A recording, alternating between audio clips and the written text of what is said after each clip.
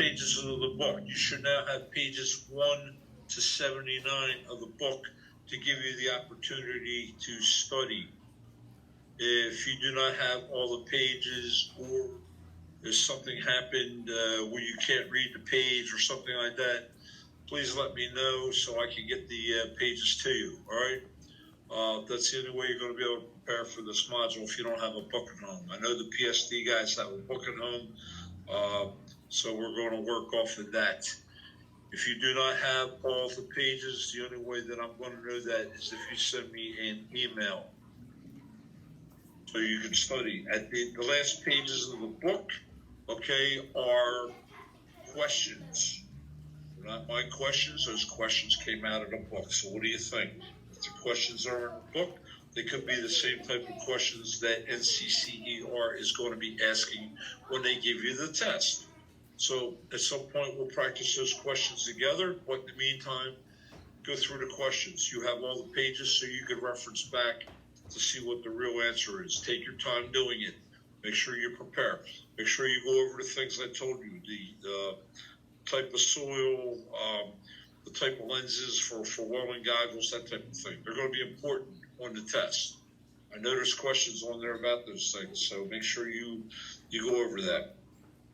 All right, any questions on that? No? Okay, what page did we leave off on?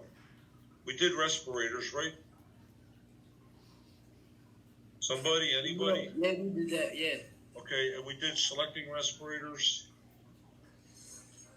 Okay, and we did MSDS sheets, correct?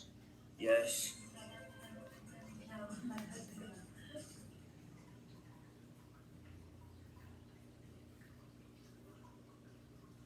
Okay, other job site hazards, is that where we left off probably? Yeah, I think so. Okay. So, there could be other hazards on a job, and if we're walking on the job for the first time in any specific day, how are we going to know what those hazards are? How are we going to know about hazards? Who's going to tell us about it? It's usually a sign. Could be a sign. Yeah, especially if we have chemicals and stuff, or if we have big holes, there could be a sign, sure. And if there's not a sign, well, the first day on the job, the supervisor or the foreman, they're going to take you around to tell you things, correct? Yeah. And if they take you around to tell you things, all right, then they should tell you that, well, there's a lot of chemicals over here, or this is over there, or they're digging a ditch over there, whatever the case. They should tell you what the hazards are, okay? The crane's swinging over here because it's moving girders. Okay, they're hazards on the job. We need to know about those hazards, okay? It is up to the employer to tell us. But what they're specifically pointing out in this right here in this chapter, all right, is we're talking about chemical exposures, all right? Could be chemicals on the job, could not be, all right? Right now, look at this, biological hazards.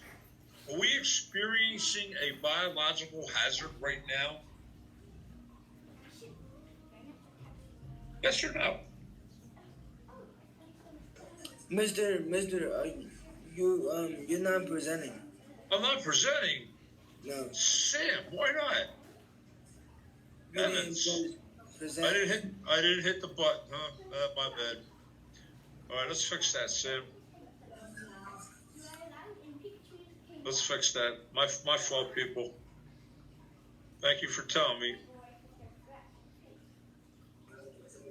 No problem. Can you see me now? Yeah, it's loading. Yeah, it's up there now. Okay, now you can see me, right? All right, Yeah. So I'm going to get back to the question. Do we have any biological hazards right now? No. No? Megan? Wait, what do you mean by that? Okay, I'm going to get to what I mean by that. Stay with your no for now, Sam. Malachi, Megan, what do you think? No. No? Megan? No. What about this stupid coronavirus? Is that a biological hazard? Yes. Yeah. Okay. What are we doing to protect ourselves? We got to wear masks. Okay, I'm not good looking in the first place. I even look uglier with a mask on. What can I do? Okay, it is what it is. Okay, I got to wear a mask. All right, I got to stay 6 feet away from the person in front of me when I'm in the Acme. Okay, I got to stand outside and wait for the lady in the Acme to tell me I can go in because she only lets 5 people in at a time. That is a biological hazard. Okay, and the precautions that are taken for this biological hazard are the fact that we have to wear masks. We can only go in the store a couple of times. We have to stay 6 feet apart. Okay, do not pass go. Do not go directly to jail. Do not collect $200. Whatever the case may be, that is a biological hazard. Okay, we could have other types of biological hazards on a job site. We could have chemicals that could, even from a distance. All right. Let's look at it this way. Let's look at Mercy main building and let's look at Mercy East building. Let's pretend. Let's draw an imaginary line around that, and let's pretend that is a job site. Okay, it's a pretty big job site, right? Yeah. Well, if we're in Mercy Main and they're working with some kind of a chemical over in Mercy East, and that chemical causes skin irritation, there's a possibility because it's transmitted in the air. Can we get the irritation? Yes. Yeah. So that is a biological hazard. Okay, from a chemical, from something like that. All right. Okay, and exposure, it says here, can be chronic, acute, whatever. Okay, I never saw acute. What do you call it before? A hazard. Get it? Acute hazard. Anyway, okay. We'll go away from that. All right. Chronic exposure is long-term and repeated. All right. We have people, they get lung disease and stuff. I told you when I did OSHA, okay? I had people neighbors that worked at chemical plants. And they were dying at 43, 45 years old because this was before OSHA and they did not need to know everything about the chemical and therefore they're getting lung disease and everything else. And after a while, lung disease is going to kill you, and that's exactly what happens. All right, so we want to make sure that that's not happening. Okay, HAZCOM, that's abbreviation for hazardous communication. Okay, make sure that there's a HAZCOM procedure in place that the employer tells everyone, okay, about the chemicals. Okay, and if they're telling you about chemicals, what else should they tell you, Malachi? I can't hear what you said. Can you They're repeat? telling you about chemicals. What else should they tell you?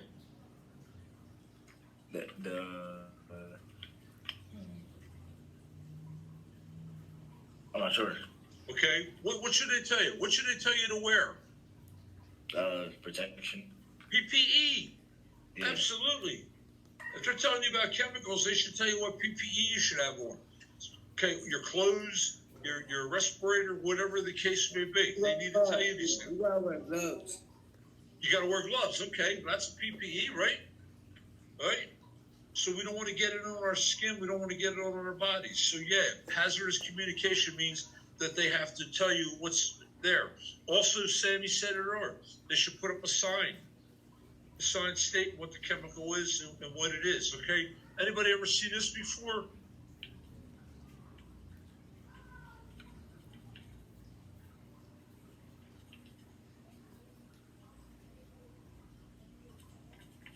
Yeah.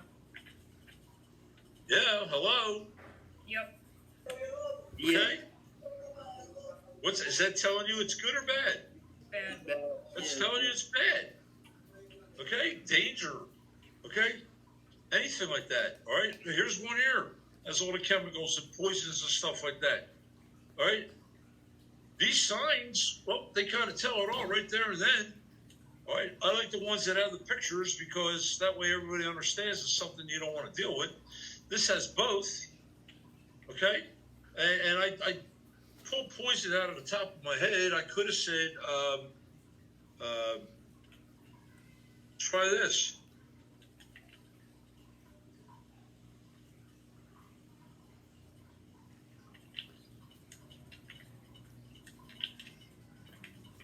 There you go. Same thing, right? Okay?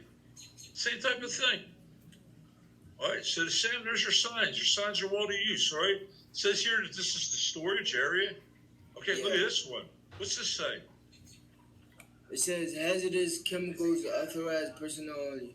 Okay, are you authorized to go in there, Sam? No. No. So what do? Get a person that's authorized. Okay, either that or just stay out. Yeah. Oh, Okay.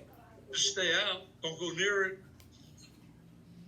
Okay, just don't go near it. All right? So that's what hazardous communication is all about.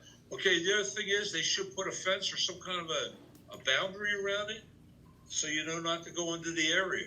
All right? That type of thing. So these are things we want to work on. All right? OSHA has specific guidelines with respect to chemical exposures. All right? So we want to make sure that that's all being taken care of. All right, I'm going to turn the page.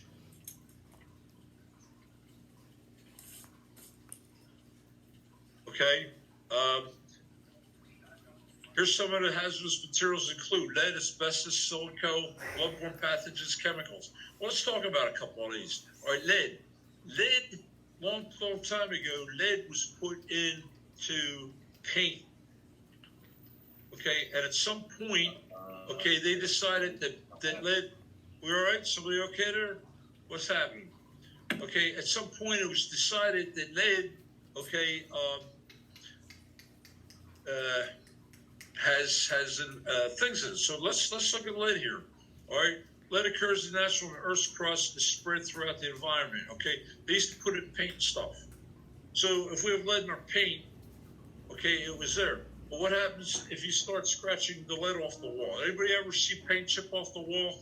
Yep. It's a mess, right? Yes. You get all these little chips, okay? Well, and what do little baby brothers and sisters do when they see little particles on the wall, on the floor? Put them in their mouth. They eat them. Yeah, they put them in their mouth. Okay? So they're getting lead exposure. Okay? So, these type of things, so obviously they don't do lead in paints anymore. Some metals have leads in them and stuff like that, where they don't as they did. All right. So lead has useful properties, all right, but it also has toxic properties. Okay, toxic metal that can cause serious health problems. All right, you can be exposed by breathing, drinking water, or eating food and swallowing or touching dust or dirt that contains lead. So if we're working in an environment where there's lead, maybe one of us will decide to be a painter.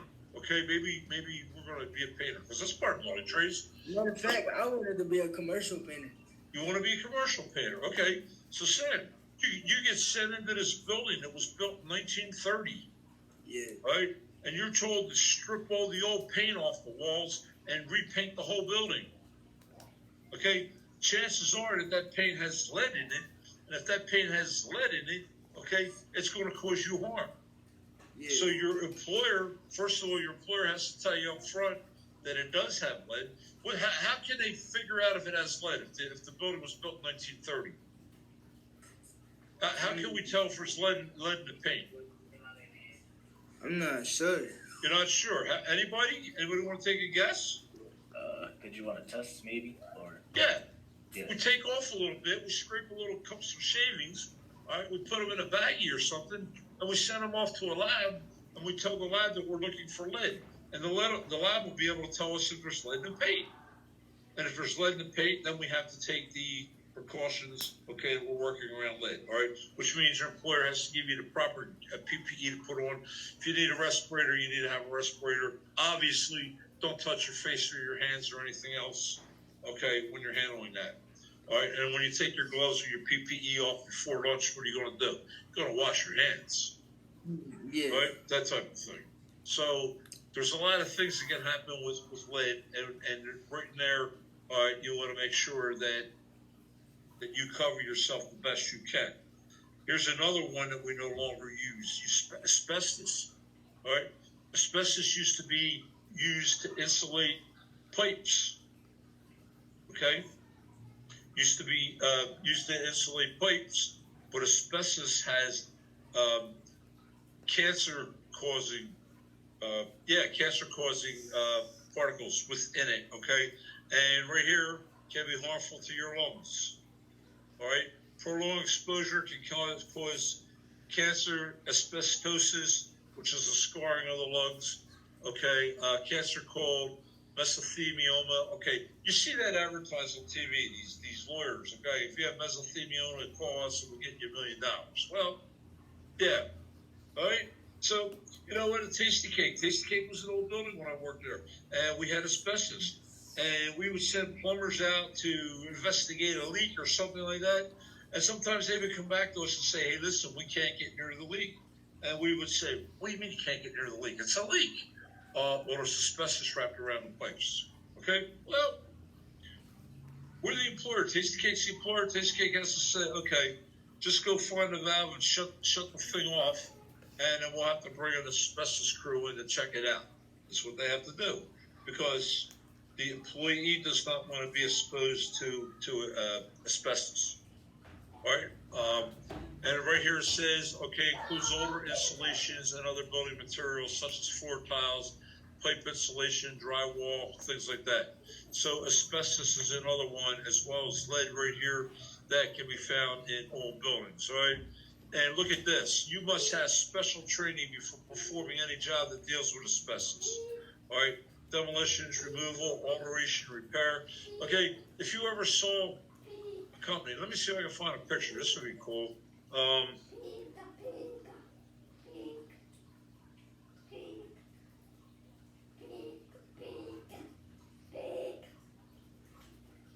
Let's see what we find here. Yeah, okay, look at this. This is, oh, I love this picture, man. Look at this, okay? So look at these guys, okay? Are they dressed to kill or what? Yep. Okay? Look at the guy on. They got all their clothes covered. Now look at this. Look what they got around their ankles. Look what they got around their wrists. Right? They taped them. They taped them so asbestos can't get into their clothing or into their bodies. All right? More importantly, all right, look at this. Look what they did. They tented off the room. They blocked off the room with plastic. Why? Because anybody working on the other side, okay, Sam, you could be the big boss in charge, and your desk could be right on the other side of this wall, right? But the thing is that they have to protect everybody, so they have to block off the area that they're working in. All right, so they're protected by the asbestos. This guy's holding a bag. When this guy's going to be taking down asbestos pieces, he's going to be putting them right in the bag. They don't even want to get them on the floor because then they got to sweep it up. And what happens when you sweep? Anything that breaks up into small pieces has been sitting in the ceiling for a long time. What do you think is going to happen when you sweep the floor? What's going to happen, Sam? All the pieces don't get picked up. Okay, all the pieces don't get picked up. But what else happens when you start sweeping? The dust. Dust. So what happens with dust? Dust is all over the place, right? Yes. Okay, so we want to avoid the dust being all over the place. Therefore, okay, we are all geared out. We have the whole area blocked off. We take whatever the damaged materials are. We try to put it right into a bag. All right, so it's not all over the place. All right, this is what they try to do. All right, and then they're probably spraying to keep the dust from right here too. They're spraying to keep the dust from blowing around. Just like if you had just like regular dust on the floor. Let's take a ball game. We've all been to a ball game. Okay. Yeah. On a real hot day, what happens to the infield? The dirt starts flying around, right? Mm-hmm. So what do they do every couple innings, or what do they do before the game? They spray it down. They spray it down to keep the dust at a lower point. Well, it's the same thing here. They're going to spray it down, okay, to keep the dust from flying around. All right? So asbestos is one of the nasty ones. All right, getting back to my presentation here. All right, we want to make sure that we are trained. Okay, excuse me.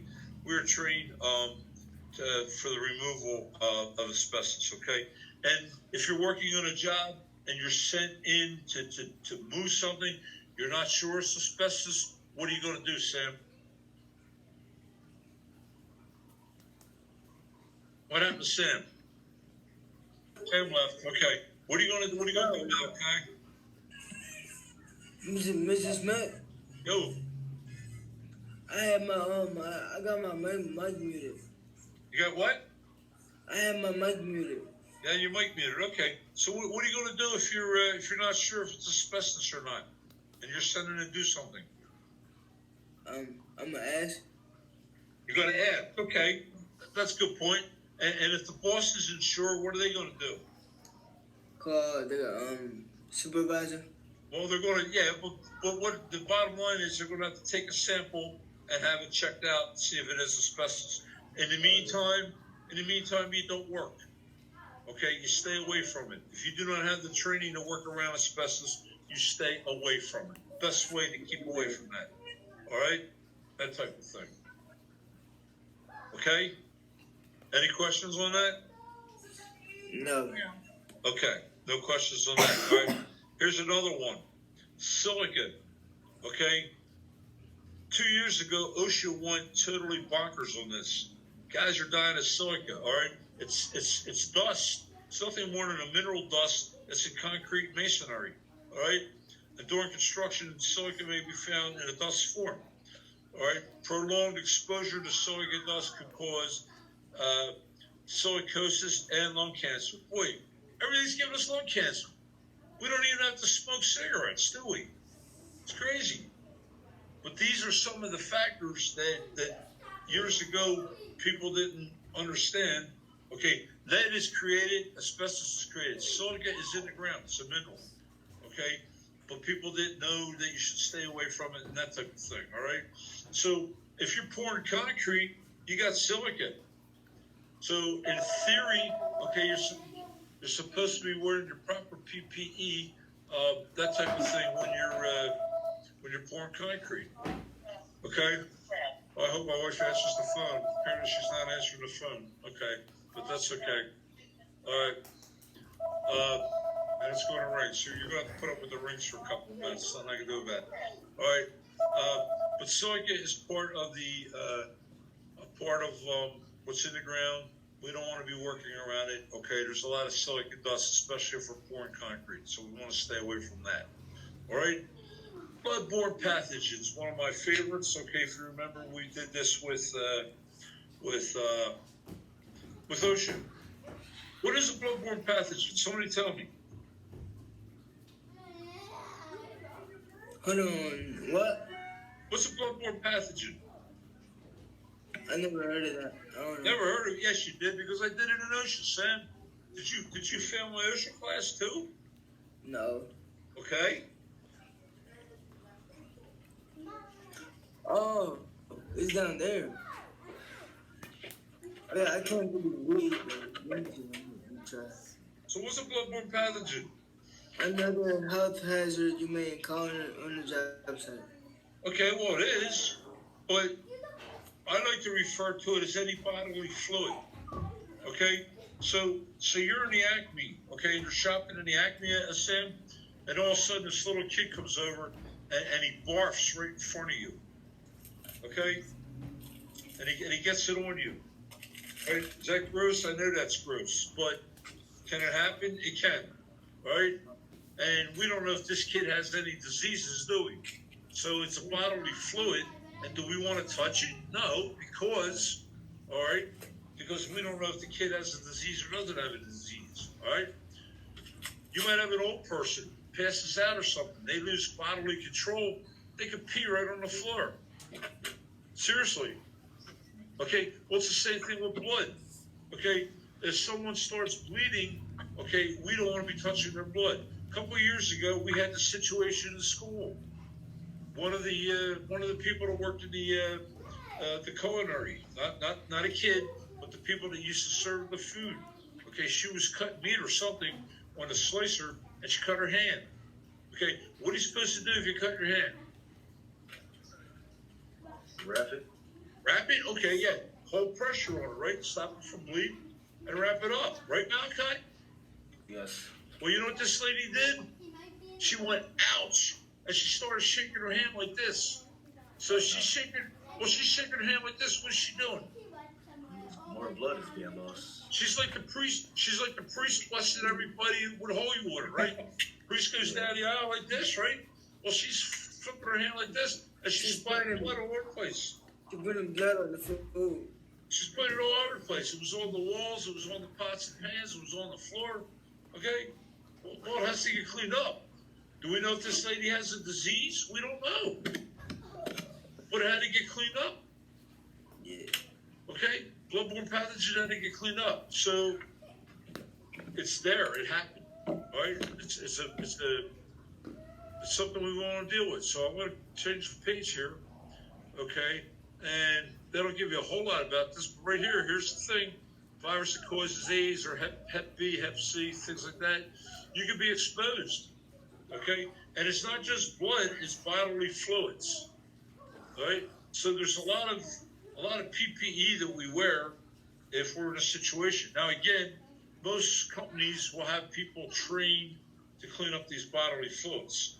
All right? The most important thing that I can say to you is that if this ever happens, everything's supposed to be put into a red bag, and we'll talk a lot more. You already had Ocean, apparently you forgot, but everything goes into a red bag, okay? And the bag is marked, and someone needs to be trained on how to handle a red bag, all right? So they don't go deep into this, but just so you understand, all right, body fluids. Use appropriate gloves when administering first aid, okay? If I had the cloth gloves on, and Megan, I know you wear cloth gloves quite a lot over the shop.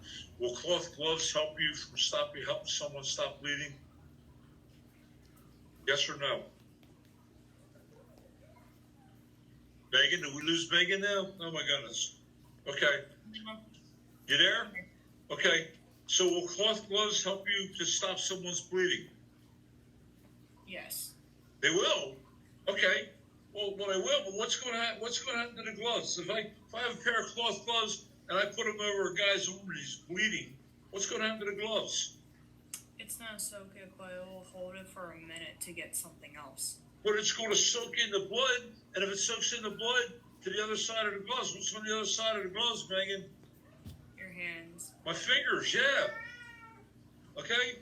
And right now, you know what? With all this washing my hands, my wife's making me wash my hands 400 times a day. Okay? I got little cuts all over the place. Okay? And you might have little cuts all over you too. I don't know. All right? So you're getting exposure to your skin, which you don't want to do. So obviously, cloth gloves are not the proper glove. What would be the proper glove, Malachi? I want to say rubber, but I don't know. Okay, say rubber. Rubber will work. Sure. Because rubber won't absorb nothing. Okay, rubber are a little rough to have on a job site. We might have vinyl. Okay, we might have the vinyl gloves like they use in the doctor's office or like they use, the dentist or something like that. Okay, and they might be a little more appropriate, but a rubber glove will work. Okay, so you want to make sure that you have the proper equipment, okay, to clean up these incidents or work on them, whatever you have to do. Okay, chemical splashes, that's another one. All right? If we're working in a place where there are chemicals, okay, there can be chemical splashes. Okay, who watches any of these shows what the heck, Chicago Fire or Station 29? Do we watch those shows? No. We don't? Why not? I never heard of him. Never heard of them.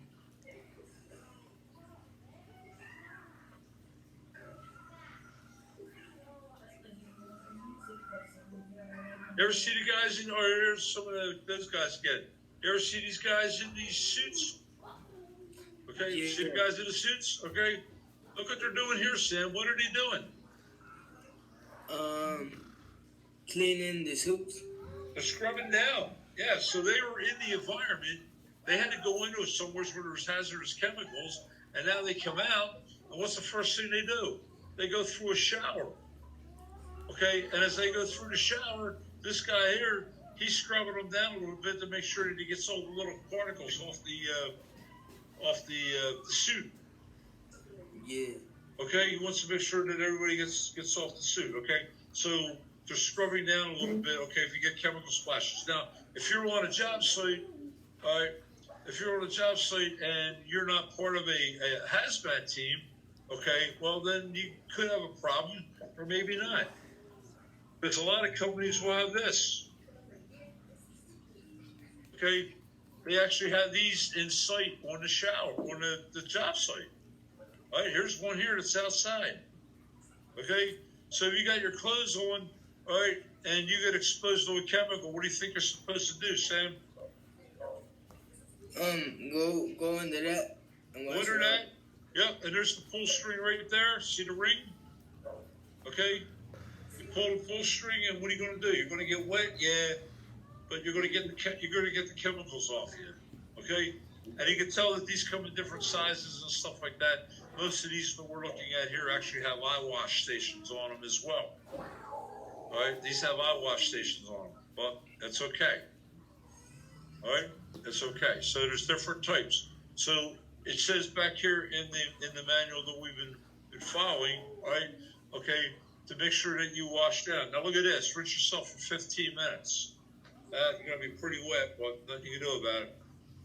Okay, so make sure that you wipe yourself down or anything after any kind of a chemical splash. Appropriate PPE, man. We talk so much about PPE, it's crazy anymore. But this is your best defense against this. Okay, if you're working in areas chemicals, okay, someone is going to tell you to wear what you have to wear for the PPE. All right, that type of thing. So another thing that we're talking about here is proximity work. Does everybody know what the word proximity means?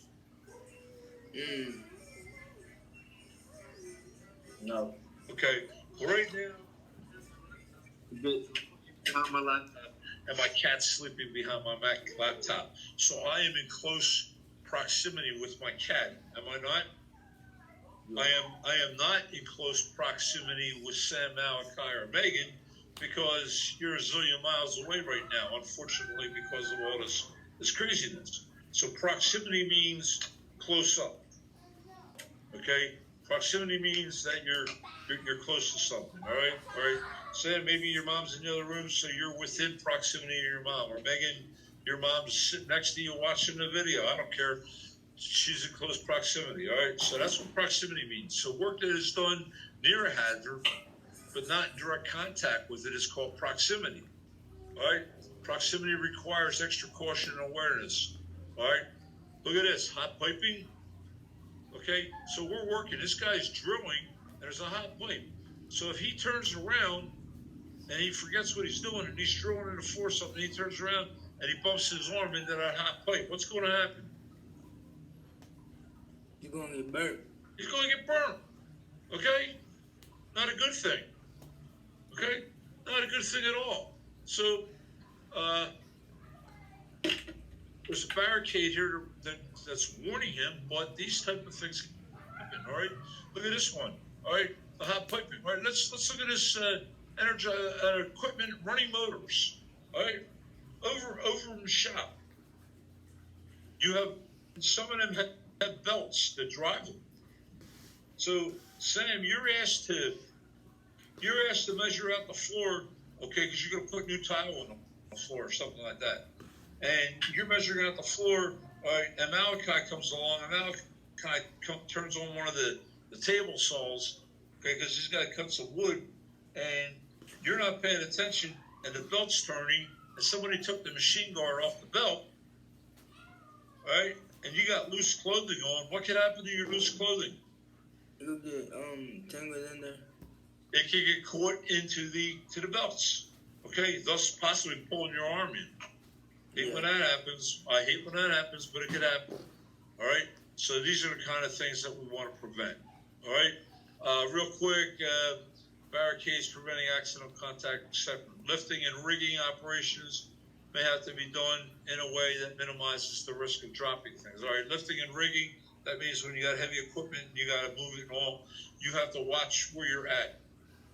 Okay. You have to watch the space you're in if you're pulling something up. that type of thing. All right, you guys were not with us when we did it, but that large 80-gallon air tank that's in the basement, all right, how do you think we got it there? We had to bring it down the steps. We brought it down those side steps. Think about those side steps in the yard. There's not a lot of room for people to be all around something, right?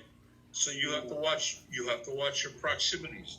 Someone could have got caught on this wall, or someone could have got caught in the window. But if they got caught in the window, there's more of a probability that they might have smashed the window and go flying through the window. All right. So you always have to realize your proximities, your area, where you're working, all right, and do the best you can to avoid situations where you're going to get stuck. All right. They also mentioned electricals, energized electrical equipment. Okay. We need to know if there's live wires around us when we're working, that type of thing. Right? And moving right along. Okay. Pressurized high temperature systems. Okay. A lot of times this comes down to what I call steam. Okay. Steam will and could kill you if it explodes, if it's too hot, if it lets out, if it vents, whatever the case, all right? So you must work close to tanks, piping systems, and pumps that contain pressurized or high-temperature fluids. Be aware that touching the container, okay, can cause burns.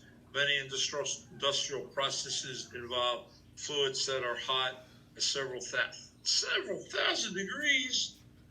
Well, what do you think's going to happen to your skin if you touch something that's 7,000 degrees? Melt off.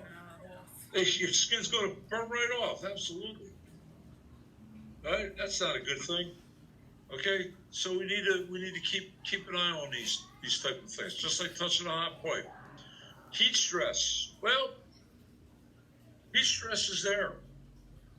Okay, Sam, I'm gonna refer to you on this one because you came over to school some days in the summer when we were working at school, and some days were nice to work, weren't they? Yeah. And other days it was like super hot. Okay, and we don't have air conditioning in Mercy East. We have it in some of the classrooms, but we don't have it in the lobby where we were working. All right, so if you're working in too hot of an area, the other thing is there's not a lot of ventilation there either.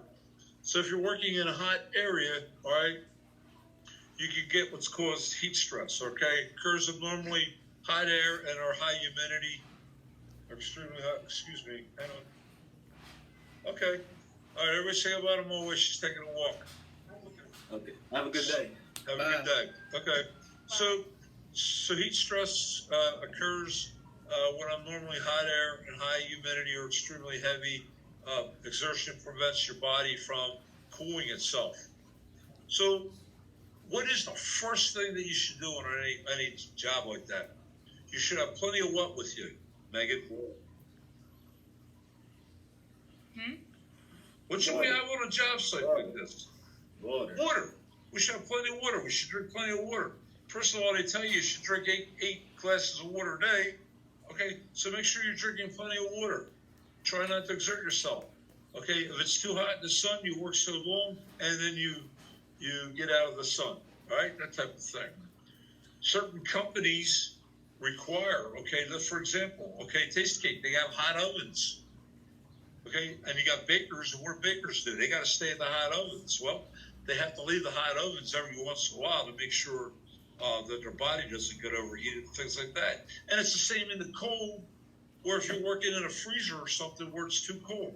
So it's a vice versa type reaction there, all right? But with the heat stress, all right, drink plenty of water, all right? Avoid alcohol. Well, you're not supposed to be drinking on a job anyway. And caffeinated. Caffeinated is coffee, so you shouldn't be drinking coffee all day. That type of thing, all right? And do not overexert yourself, all right? So only do what you can and take a break when necessary from heat stress, that type of thing, all right? Perform the most strenuous work in core parts of the day. Wear lightweight, light-colored clothing, okay? But again, that does not mean wear shorts. If you go back a couple pages when we were talking about pants and stuff like that, the one thing it says is you do not wear shorts on a job site. because then your legs are exposed and things like that. So you're gonna have long pants on. All right, jeans. Okay, I know for a fact that you can buy jeans in different. I don't know what the word is here. Maybe the word texture. Okay, whereas they're thinner than the thicker ones that you wear in winter. So get the proper jeans and stuff like that. All right, loose fitting cotton clothing. All right. If it doesn't cause a hazard, well, cotton burns, so you got to watch on what you're working around, all right? Keep your head covered and your face shaded, all right? Take breaks. If you have to take a break, take a break. Rest in the shade whenever possible, all right? So these are important things to realize when you're around heat stress, all right? And then we go on to heat cramps. Heat cramps are muscular pains and spasms caused by heavy exertion. Any muscles can be affected, but most often it is the muscles you've been using most. All right, loss of water and electrolytes from heavy sweating causes these cramps. Okay, so what is an electrolyte? It's parts of your body. What do we see advertised every day on TV that helps with our electrolytes? Anybody? Gatorade. Yeah. Okay, Gatorade. All right, stuff like that. So you make sure you drink things that help replenish your body. All right. And actually, you lose these because you're sweating and stuff like that. All right, many a day when I was younger and I was doing a lot of work and I'd be in hot places, okay, by the time I get done at the end of the day, okay, I could actually take my shirt off and I could wring it out if it's so wet. No, it happens. All right, so you want to make sure that you are protected by things like that. All right. What else do we need to cover here? Pale, sweaty skin, or abdominal pains. Yeah, these are all things that are going to be caused by heat cramps, which we want to avoid the best we can. Let's see what else we got here. Okay, so we got a lot of things here going on. All right, let me just check one thing. Wow, we're still going with job site pieces. All right. Why don't we stop there for today? Okay, heat exhaustion. Okay, then we'll pick up with heat exhaustion tomorrow, page 60. Now, when we left the other class, I told you guys to get on about a quarter of, and most of you didn't get on almost too. That's okay. But we can get started, and then we can get finished. So, however you want to do this. I think my goal is by sometime next week, we will be taking the test. I don't think I'm going to wait till the first week of May. The other thing I want to mention to Sammy and Malachi, I'm probably going to have a class on Friday. All right, you have nowhere to go other than the fact you're off. All right. So maybe we'll have the class around 11 o'clock. How are you to that, Megan? Megan? We lost Megan again. Okay. All right, we might do the class around 11 o'clock on Friday. All right, we'll see how that goes. All right? Mm-hmm. Okay. Now, or do you have regular classes, Megan? Do you have regular classes that day? No, You don't have classes on Friday? I do. You do? That's what I thought. All right, let me look at the times. Let me get it all right before we decide how we're going to handle that, okay? Okay. I will see you all tomorrow then at 12:30. Okay? All right, have a good day. Yep, you too. Let me get back to here. Have a good day. All right, bye-bye. Let me get back to here.